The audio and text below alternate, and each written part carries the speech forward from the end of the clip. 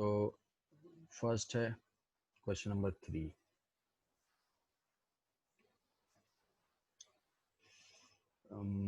Two cars A and B are moving with speed 15.5. Acceleration of the car 1 and 6. The minimum separation between them is minimum separation.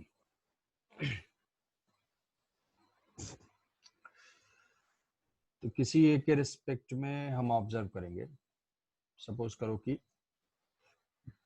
Relative का concept क्या है? Relative है कि frame of reference हमारा change होगा। इससे पहले हम रिलेटिव नहीं यूज कर रहे थे क्या? इससे पहले भी रिलेटिव यूज कर रहे थे क्या? वो ग्राउंड के रिस्पेक्ट में। ये सारी वेलोसिटी हमारे ग्राउंड के रिस्पेक्ट में, ग्राउंड के रिलेटिव थी। तो सपोज करो कि हम बी के रिस्पेक्ट में ऑब्जर्व करते हैं frame of reference of B. ये क्वेश्चन नंबर 3 है, frame of reference of B. तो किसी के रेस्पेक्ट में अगर हम फाइंड करते हैं तो यहाँ पे बी है और यहाँ पे ए है। इसके रेस्पेक्ट में मतलब ये अपने आप को रेस्ट में एज्यूम करेगा। रेस्ट में लाने के लिए हमें इसका एक्सेलेरेशन और वेलोसिटी अपोजिट ऐड करना पड़ेगा। इन दोनों की जो सेपरेशन है वो सेपरेशन है 20। तो वेक्टर वाला अप्रोच बताया था, वही जो है क्वेश्चन सॉल्व करने के लिए बहुत यूजफुल है। तो जैसे मान लो यहाँ पे 15 है और यहाँ पे 1 है। इसके रेस्पेक्ट में जो वेलोसिटी हो जाएगी 5 है। इसको रेस्ट में लाने के लिए अपोजिट हमें ऐड करना पड़ेगा, वेलोसिटी 5 और एक्सेलेरेशन के लिए 6।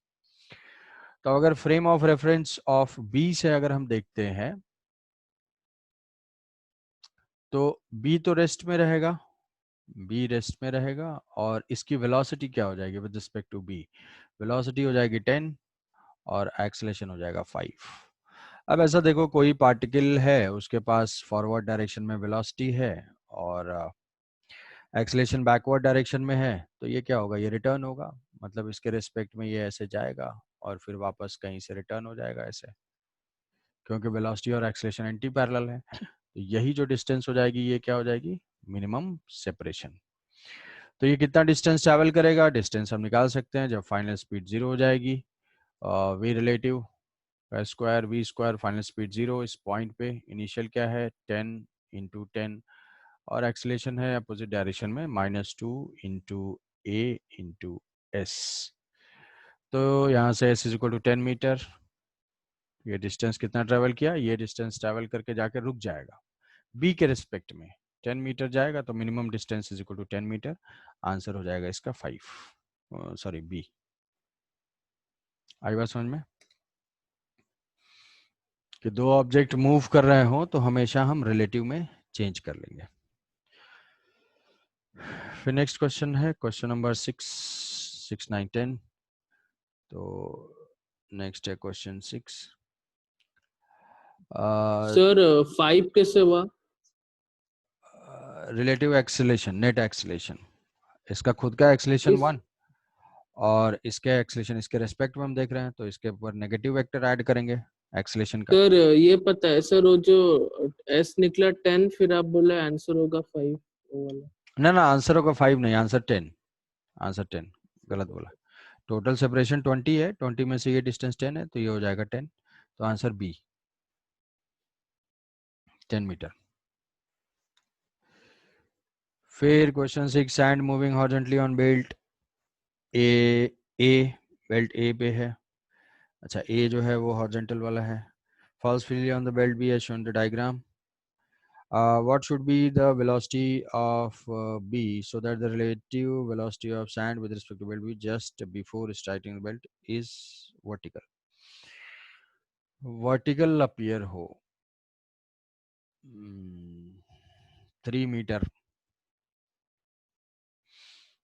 ठीक है, तो हमें सैंड के रिस्पेक्ट बी के रिस्पेक्ट में देखना है। फिर से वही frame of reference of B. तो belt B, what should be the velocity of belt B? B की वेलोसिटी क्या हो of the sand so that the relative velocity. अच्छा ठीक है, तो बी के हम रेस्पेक्ट में देखेंगे तो पहले 3 मीटर डाउन सैंड आएगा, तो उस सैंड की वेलोसिटी क्या हो जाएगी? ये होगा क्वेश्चन नंबर 6।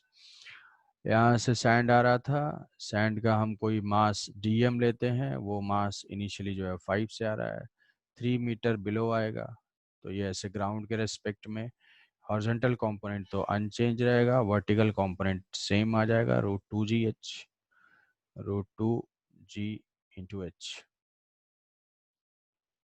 हो जाएगा 3। अब यहाँ से जो बेल्ट बी है, बेल्ट बी 30 डिग्री पे जा रहा है, बेल्ट बी जो है 30 डिग्री पे जा रहा है, तो इसको जो है वर्टिकल अपीयर होना है। वर्टिकल अपीयर होने का मतलब क्या हुआ कि हॉरिजॉन्टल, ये बेल्ट बी की वेलोसिटी है इसी के अलोंग, मान लिया ये वी नॉट है, वी नॉट और ये 30 डिग्री है, तो हम with respect to frame of reference of B जाएंगे तो अपोजिट वेक्टर इस पे ऐड कर देंगे, अपोजिट वेक्टर ऐड करेंगे तो ये हो जाएगी इसकी वेलोसिटी और ये वेलोसिटी हो जाएगी वी नॉट। तो अब ये जो वेलोसिटी वेक्टर्स होगा, ये हो जाएगी velocity of A with respect to B, ये रिजल्टेंट ये तीनों का हो जाएगा velocity of A with respect to B, और इसको होना है वर्टिकल, मतलब ये तीनों का रिजल्टेंट। तो हम एक बार वेक्टर समेशन ले लेते हैं, 5 है और ये जो है √60 है, √60 है, और यहाँ से ये है 30 डिग्री पे है, ये 30 डिग्री पे वी नॉट, वी नॉट ये जो है एंगल हो जाएगा 30 डिग्री, तो v not cos 30, v not cos 30, v not sine 30। तो इसका रिजल्टेंट किधर आना है, वर्टिकल, मतलब हॉरिजॉन्टल में करना है कैंसिल, हॉरिजॉन्टल में कैंसिल करना है, तो हो जाएगा v not cos 30 is equal to 5। Direction तो अपोजिट है ही, मैग्नीट्यूड सेम कर देते हैं, cos 30 क्या हो जाएगा, √3/2, तो v not is equal to this √3/2 is equal to 5, ये हो जाएगा 10/√3। आई बात समझ में, आंसर हो जाएगा सी। समझ पाए? Next question 9, two cars may be moving same direction with respect 30 kmph, they are separated from each other 5 kilometre की सेपरेशन है, दोनों की स्पीड सेम है, third car is moving in opposite direction meets the two car after the interval of 4 minutes, what is the speed of third car? अच्छा, ऐसा एक question है NCERT में, काइनेमेटिक्स में अप्रोच करोगे, अटेम्प्ट करोगे उसको, बहुत अच्छा क्वेश्चन है वो, कि ऐसे दो स्टेशंस हैं, दो बस स्टैंड हैं, ये दो बस स्टैंड हैं और ये दोनों बस स्टैंड से रेगुलर इंटरवल पे बसेस मूव कर रही हैं, एक ये सिटी ए है, ये सिटी बी है, रेगुलर इंटरवल पे यहाँ से भी बसेस मूव कर रही हैं, यहाँ से भी बसेस मूव कर रही हैं और दोनों सेम वेलोसिटी से जा रही हैं। तो यहाँ से एक पर्सन जो है, एक पर्सन यहाँ से जाता है, तो ए से अपीयर होती है कि बस की फ्रीक्वेंसी हर 1 घंटे पे है, और इधर से बी की फ्रीक्वेंसी उसको हर आधे घंटे पे दिखाई देती है। यहाँ से जा रहा है कोई पर्सन, साइकिल से जा रहा है, तो साइकिल से वो बोलेगा कि जो बस की फ्रीक्वेंसी है from city A is 1 hour and frequency of buses from B is half an hour. Then find the separation between the buses and velocity of the buses. NCERT के एक्सरसाइज में ये क्वेश्चन है, question number 7 या 8 होगा, उसको attempt करोगे, उसका concept यहाँ पे है, यहाँ से समझ सकते हो, जो कि क्वेश्चन नंबर 9 है।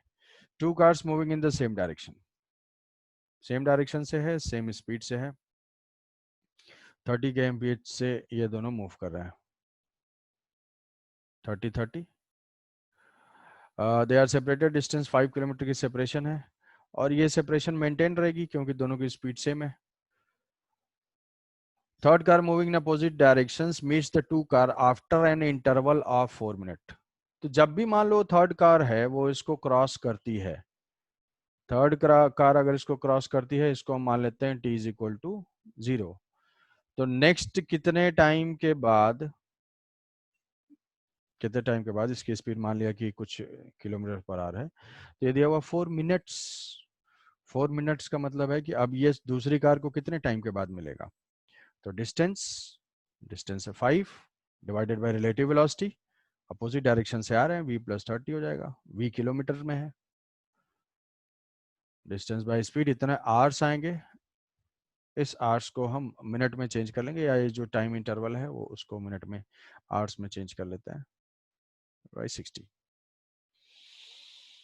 तो यहाँ से v की वैल्यू आ जाएगी कि इंटरवल यहाँ पे गिवन है, तो 5 × 60 इज इक्वल टू 4 × तो ये हो जाएगा 15 नहीं 4, ये हो जाएगा v प्लस 30 15 75 30, तो कितना हो जाएगा 45, v is equal to 45 kilometre per hour. Answer हो जाएगा डी। नेक्स्ट था 9 के बाद कौन सा था 10। A motor ship covers the distance between the two locations on a river in 60 hours downstream and in 80 hours upstream. How many days does it take for a raft to float between these localities? तो raft flow करेगा तो कोई भी raft अगर होगा, कोई wooden plank है वो वाटर पे अगर फ्लो कर रहा है तो उसकी स्पीड क्या सेम रहेगी जो वाटर की स्पीड होगी, रिवर की जो वाटर की स्पीड होगी। तो इसमें हम मान लेते हैं कि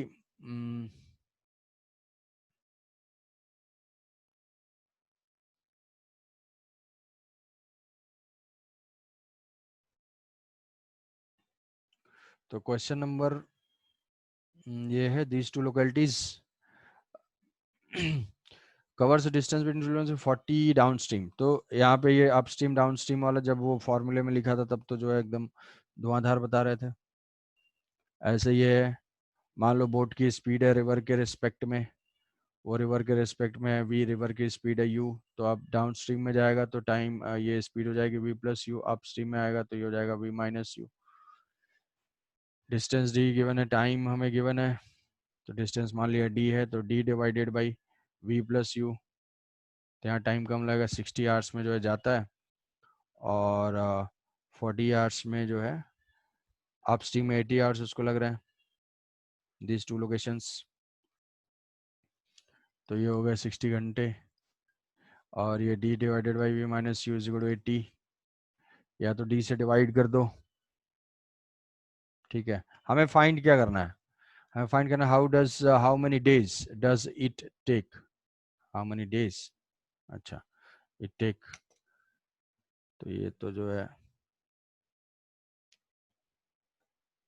how many days does it take raft, तो d डिवाइडेड बाई क्या फाइंड करना है, d divided by v, d divided v की वैल्यू u, रिवर की स्पीड जो है वो u है, d बाई u की वैल्यू फाइंड करनी है।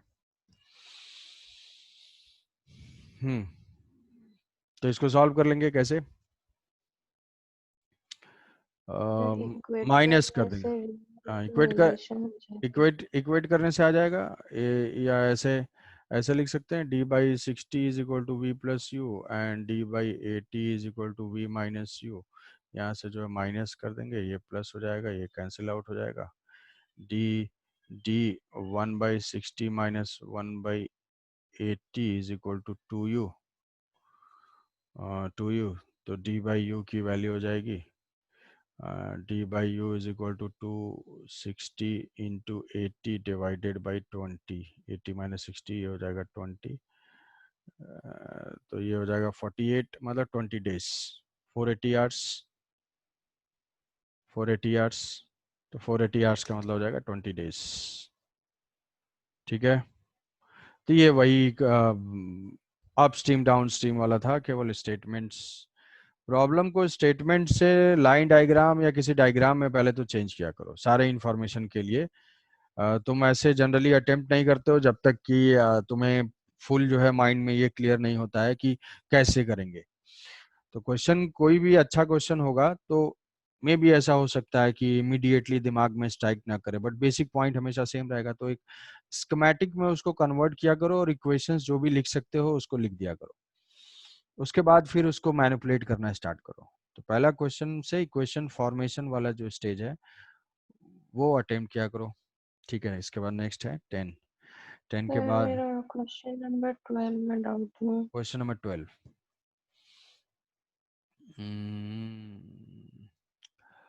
a swimmer wishes to cross the river of width 200 meter. He starts swimming perpendicular river with a constant acceleration 1 meter per second square.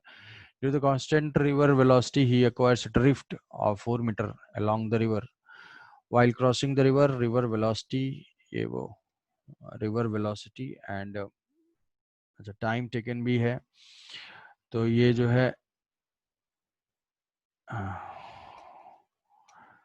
तो accelerated है, यहाँ से रिवर का जो है एक्सेलेरेशन गिवन है, विड्थ तो है 200 मीटर। 2 डायमेंशन मोशन का कॉन्सेप्ट है, start swimming perpendicular to river, constant acceleration 1, perpendicular to the river इसका जो एक्सेलेरेशन है 1 metre per second square, with constant velocity drift, ये है कांस्टेंट वेलोसिटी। तो इसको क्रॉस करने में कितना टाइम लगेगा, सारा का सारा एक्सेलेरेशन इसी डायरेक्शन में है, तो s is equal to ut plus half at square, u है इसका 0, हाफ at स्क्वायर तो ये हो जाएगा 20, 200 is equal to half a into t square, तो यहाँ से टाइम आ जाएगा 20 सेकेंड, टाइम आ जाएगा 20 second to cross the river. 20 second में वो ड्रिफ्ट हुआ कितना 40, ये ऐसे जा रहा है, तो ये वेलोसिटी बढ़ती जाएगी, तो कुछ इस टाइप से जाएगा ये। तो यहाँ पे ये कितना, ये गिवन है 4, तो ड्रिफ्ट क्या होती है इस टाइम में, रिवर को क्रॉस करते करते फ्लो के डायरेक्शन में कितना चला गया।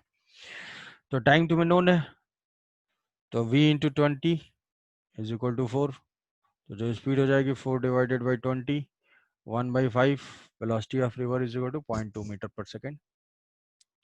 ठीक है, यही दो एस्पेक्ट है इसके।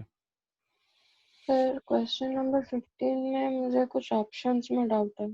Question number 15, my weight is WmG, but when I weigh myself in an elevator with a normal weighing machine, I am surprised to see that it appears to be different from amount. If the coordinate y is measured vertically upward as positive, which one of the following statement is true if the acceleration of the elevator is AB?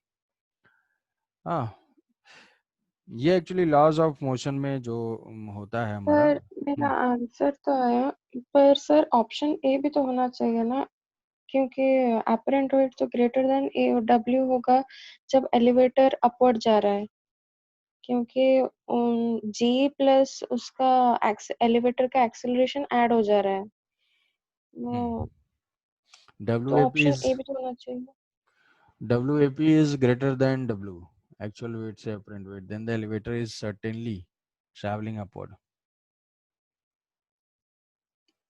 Actually देखो ये थोड़ा सा confusing है, traveling upward का मतलब constant velocity,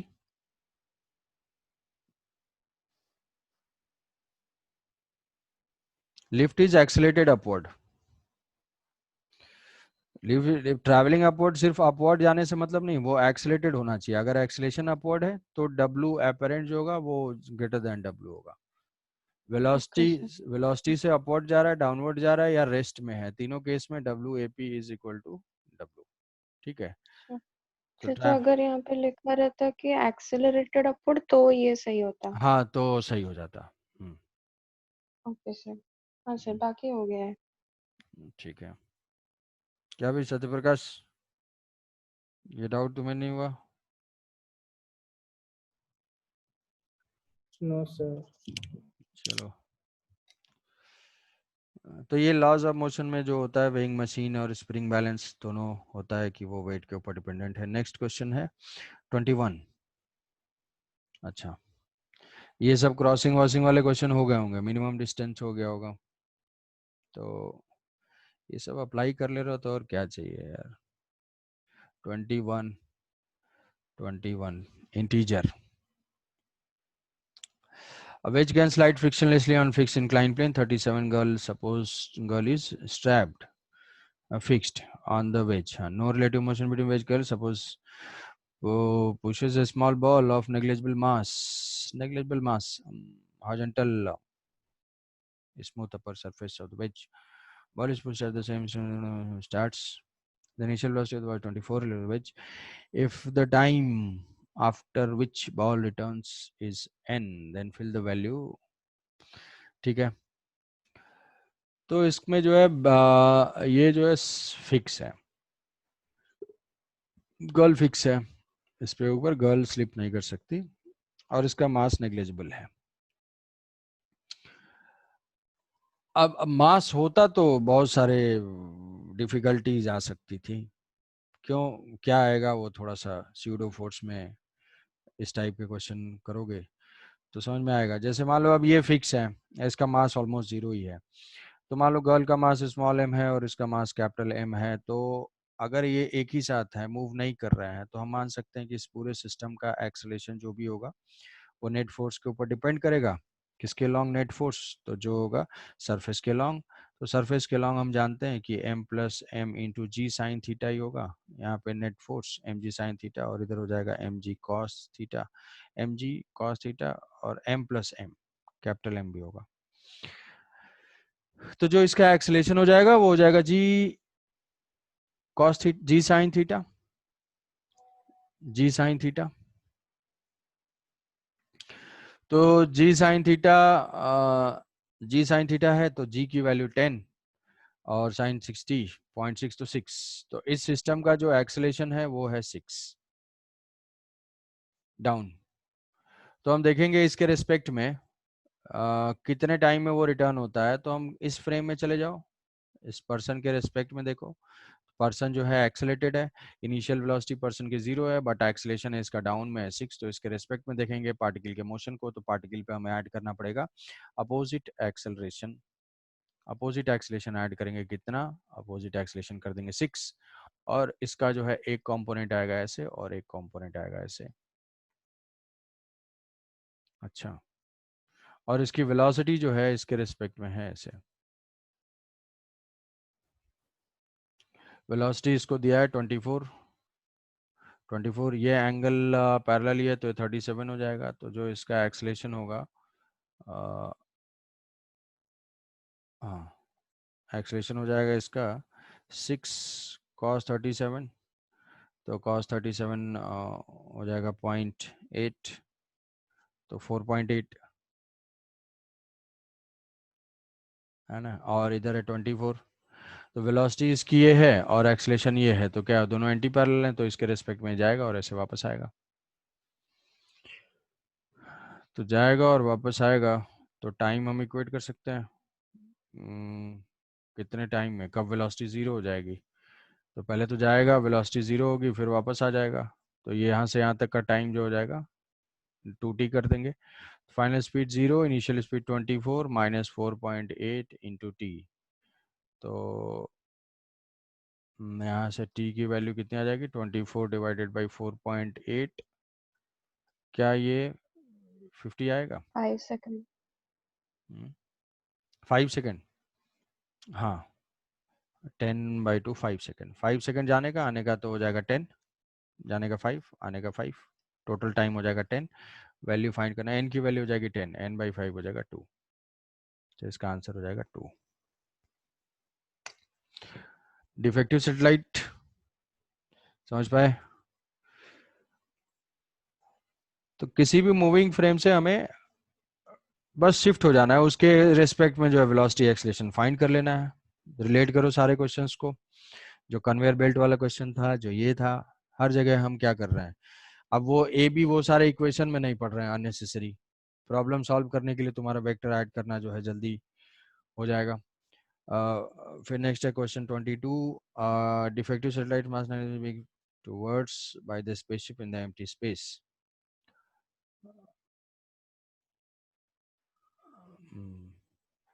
950 kg being towards space. The two vessels are connected by uniform 50-meter rope towed by the spaceship. The two vessels are connected by the 50-meter rope that whose mass point length is about 1 kg per meter. तो 1 kg per meter है, मतलब 50 kg का वो rope भी है. So the spaceship is accelerating in the straight line with the acceleration 5. Due to the exhaustion, the crew of the spaceship falls asleep and a short circuit in one of the booster control. अरे क्या कहानी है? So booster control circuit results in the acceleration changing to a deceleration of a spaceship by 1. If the time taken by the two vessels to collide is x, then find the value of x. ठीक है, 950 का जो वो defective satellite है,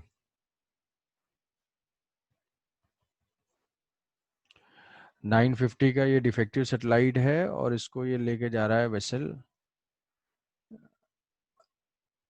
950 का ये satellite है और यहाँ से रोप है।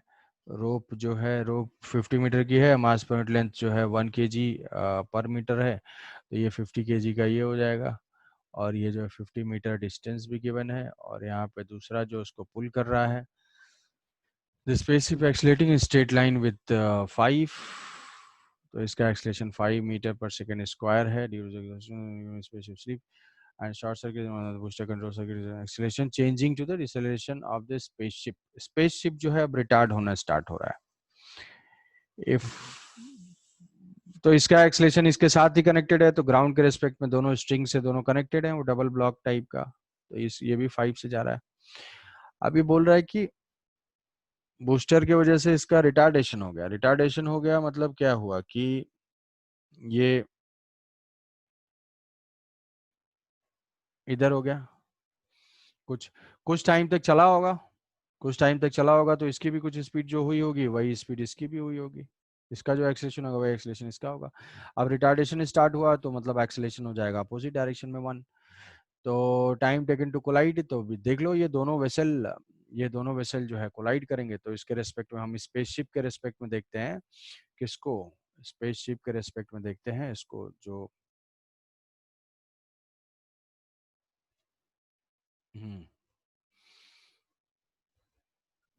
सर कुछ भी समझ नहीं आया। कुछ भी नहीं, क्वेश्चन पढ़े। No sir. Yes sir. ये डिफेक्टिव सैटेलाइट है, ये रोप है, ये दूसरा जो है स्पेसशिप है।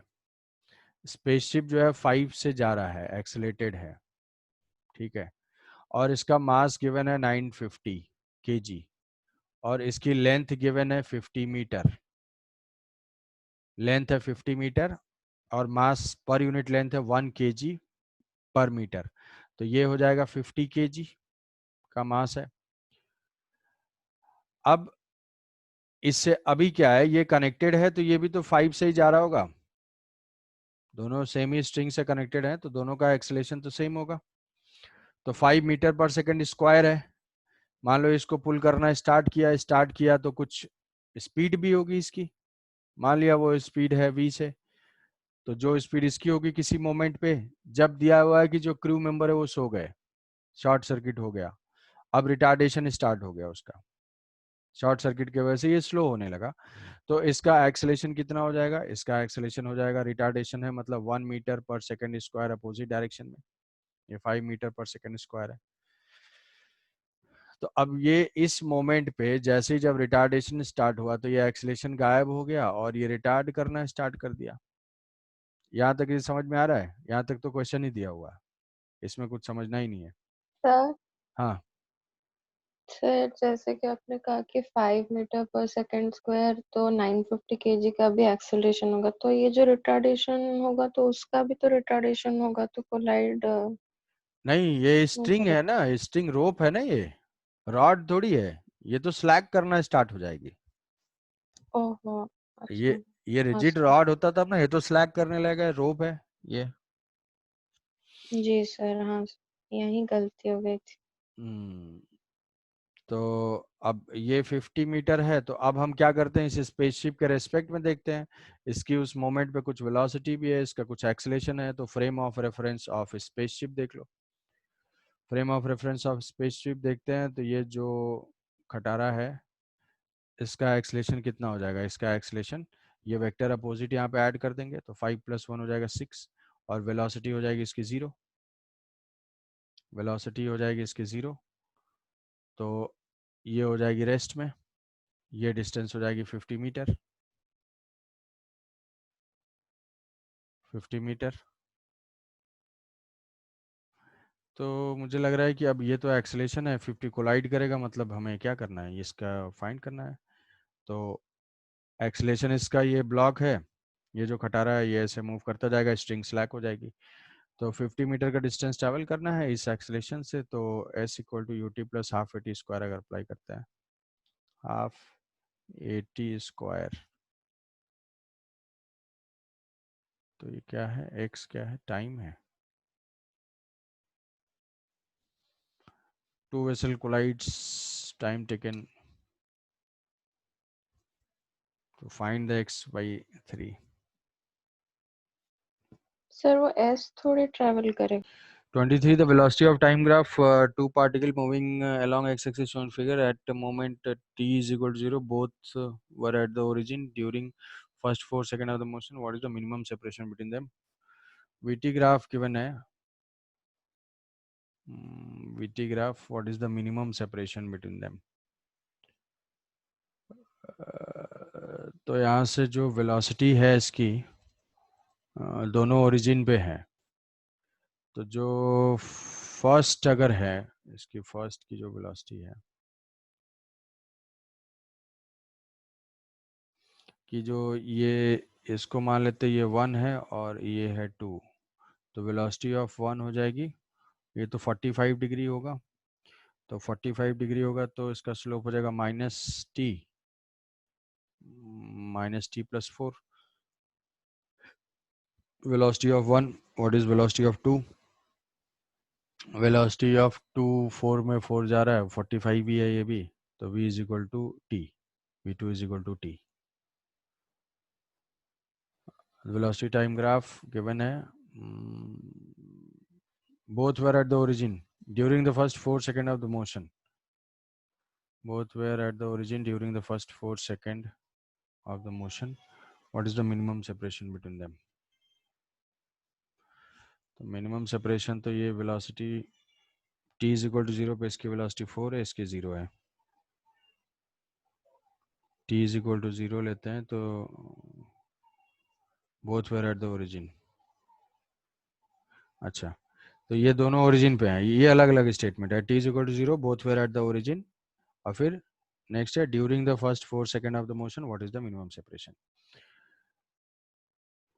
तो रिलेटिव वेलोसिटी हम देख लेते हैं. रिलेटिव वेलोसिटी vt वो हो जाएगा velocity of 1 with respect to 2 is equal to v1 minus v2. तो v1 माइनस v2 करेंगे तो माइनस 2t प्लस 4.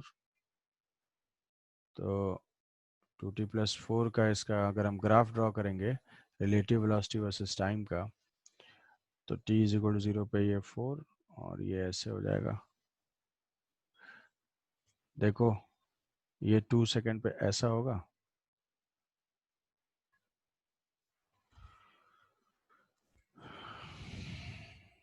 ये t ये relative velocity of 1 with respect to 2 और ये हो जाएगा टाइम का ग्राफ.